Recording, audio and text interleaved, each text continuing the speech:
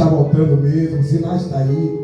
Está tudo pelos avessos, tudo ao contrário, mas é a terra que mudou, o povo na terra que mudou. Mas Deus nunca mudou e nunca vai mudar. Deus, ele fez milagre no passado e continua fazendo milagre no presente. Aqui eu olho para vocês e eu vejo milagres. Amém, irmãos? Eu sou o milagre de Deus na terra. Hoje, servo de Deus, bispo, tem uma esposa maravilhosa, tem um casamento, graças a Deus, alicerçado na rocha, um casamento abençoado. Não tenho palavra para agradecer a Deus pelo meu casamento.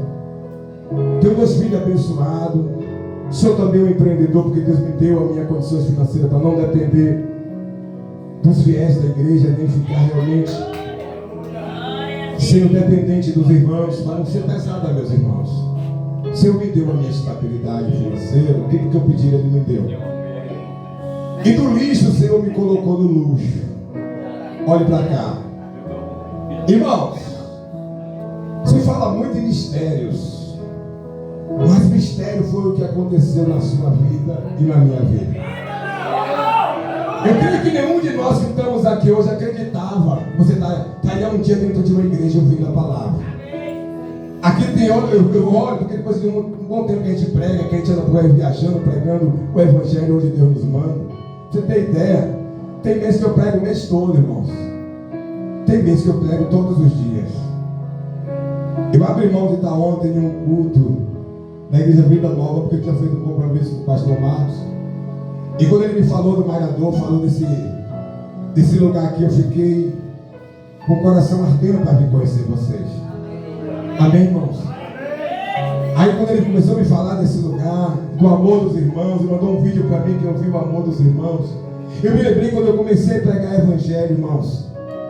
Eu passei um tempo pregando o evangelho debaixo de um pé de árvore, na Bahia. E foi a época que eu mais ganhei almas para Jesus. A igreja era debaixo de um pé de árvore, irmão.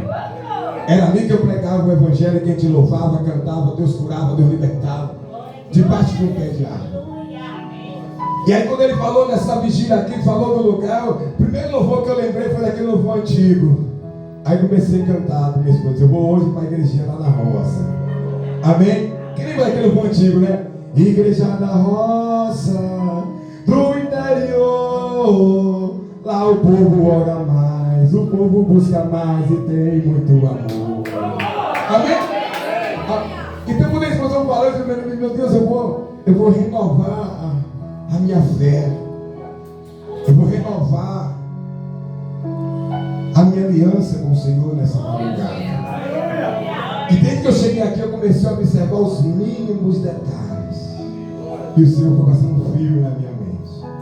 Um fio, sabe?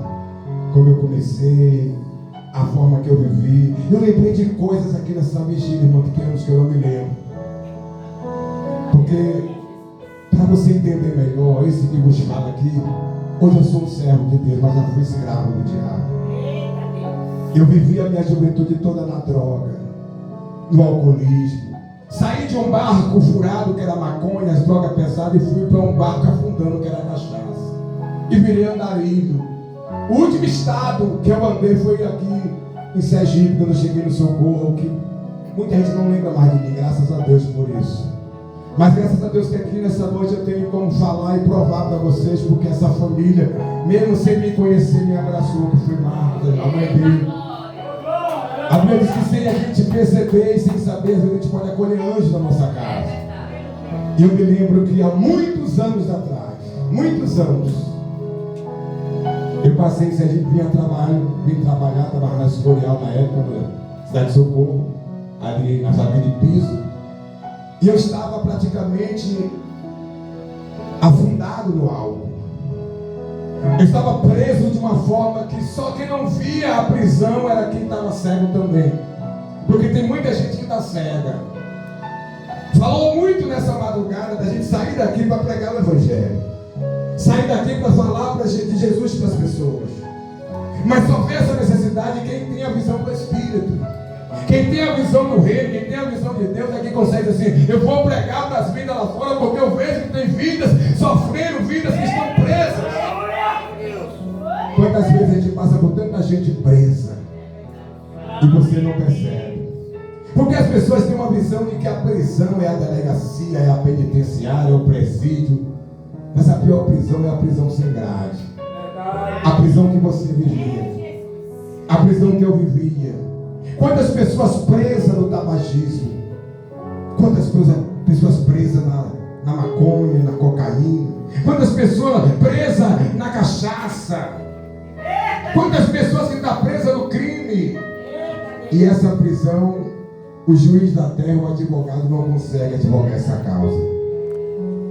Eu não sei se você esperava ouvir tudo isso nessa madrugada, mas Deus prepara tudo para nós. Os piores prisioneiros estão do nosso lado, talvez na nossa própria casa. Eu vou pregar nessa noite, que foi me convidado para pregar, não foi? Eu vim pregar o evangelho, já estou começando, só dando uma introdução. Quantas pessoas presas dentro da nossa própria casa, a gente às vezes passa ali desapercebida, a gente não percebe. Bicho, mas a pessoa está andando, ela está lá se movimentando, ela passa por mim, sobe, aí eu estou na frente de casa, passa um vizinho, passa outro vizinho, e você, por não ter visão espiritual, você não percebe que ele está preso. E preso numa prisão que o juiz da terra, com todo o estudo que ele tem da advocacia, ele não consegue julgar aquela causa. Mas você, como servo de Deus, como boca de Deus, como sal da terra, como luz do mundo, só você pode ir lá dizer para ele que Deus tem libertação para aquela vida. Você pode aplaudir o Senhor por isso? Às vezes achamos que Deus está contando muito com o advogado, com o juiz da terra, mas Deus está contando é com você. Você é luz.